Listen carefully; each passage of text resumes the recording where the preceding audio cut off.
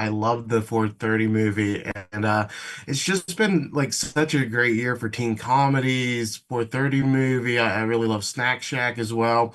Hmm. How is it recapturing the energy of your teenage years? Because it's just such a sweet movie at its core. Oh my God, thank you so much. It was, we, me and my friends bought the movie theater, which is now called Smart Castle Cinemas. It was the movie theater we grew up going to, the Atlantic Movies Movie House. Back when I was a kid, it was the Atlantic Twin Cinema. And once we had that place 2 years ago, on the Saturday that just passed was our 2 year anniversary since we took over. Once we, had the place, I was like, now we got a location. We can make a whole ass movie here, man. A free location. Like I know the guys that own the place. We should be good. And so, since the movie theater is so old inside, like Theater One still has the same seats that I sat in when I saw Friday the 13th Part Two. It felt like, oh, we can make a movie about going to the movies when I was a kid, about how we'd pay for one movie and then sneak into the other four before like we went home at 11 o'clock at night. And so, a sentimental journey of sorts about movie loving from a guy who's spent his life loving movies so much so that he aggregated into becoming a filmmaker. And so it winds up being this kind of like secret origin story of like, well, what happens when you spend that much time in a movie theater as a youth? Well, like one day you grow up to pursue that. But never mind the one day. Let's see the one day, back then. And picked a magical day of May 25th, 1986, when I went on a date with Kim Lochran to go see Poltergeist 2. And so I was like, let's tell that story. I've got the location. It looks period.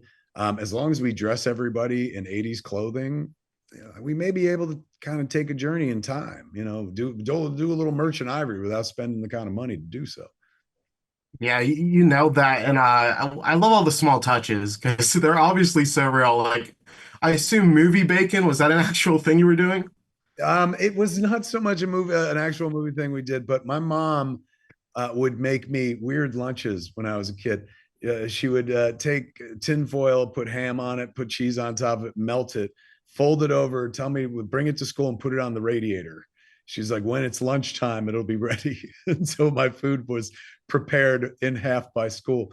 My grandmother, too, was a person that was always like, I was a heavy kid. So she was like, Kevin, I want you to sit here and watch Richard Simmons this morning, and you can while you eat your French toast. So she'd make me this thick ass fucking Texas French toast in New Jersey, and then make me watch Richard Simmons. It was very confused messages. Mixed signals, yeah. Yeah, very mixed signals back then. But since the movie, everyone in our theater at Smart Castle Cinema is like, "You guys going to sell movie bacon?"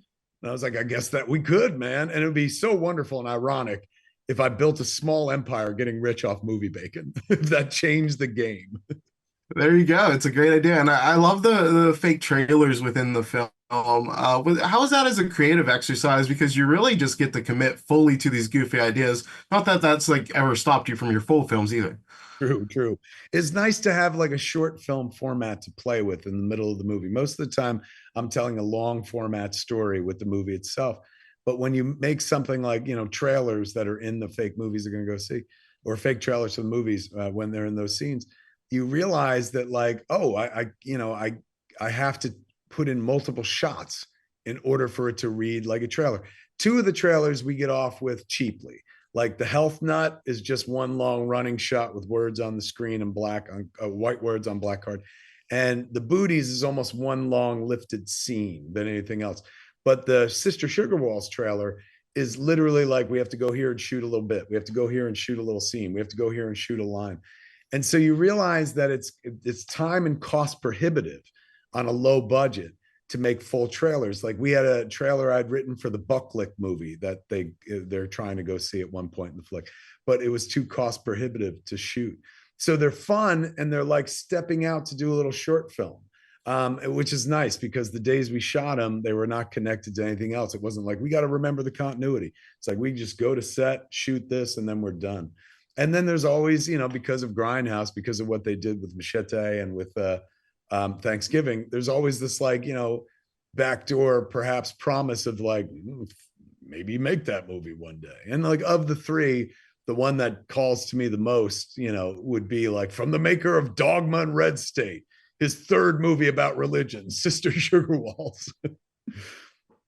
And my last question for you, I love the major murder sequence, the riff off Sergeant Slaughter. Sam Richardson's just great. How was it working with him? Amazing. I was a big Veep fan, so naturally I loved him as Richard Splett for years. And then, of course, him and Tim Robinson are tight. So I knew him from the Detroiters and also from I think you should leave now, or Tim's show. He came into our flick because I was hanging out with Paul Walter Hauser at a Comic-Con in Dallas, and we became friends and text all the time. And he was like, I was talking about Sam from one of the sketches. And he was like, Sam, he's going, look, I love you, but Sam Richardson is a massive fan. I was like, are you kidding me? So can you give me his number? So we started texting. And then when I was making this, like originally I'd written it for Sergeant Slaughter to do. And I hit him up at a con. I was like, hey Oh man, I wrote wow. the part because he grew up, when he didn't grow up, but he lived where we grew up. So as we were kids, we'd bike ride to his condo and be like, that's where Sergeant Slaughter lives. So I hit him up about it at a con and he was like, I can't act. He was like, I'm a wrestler. He's like, if you need this character to say important things, I don't think I could do that. So then I refashioned it and thought of Sam and reached out, and mercifully he had the time, was able to do it.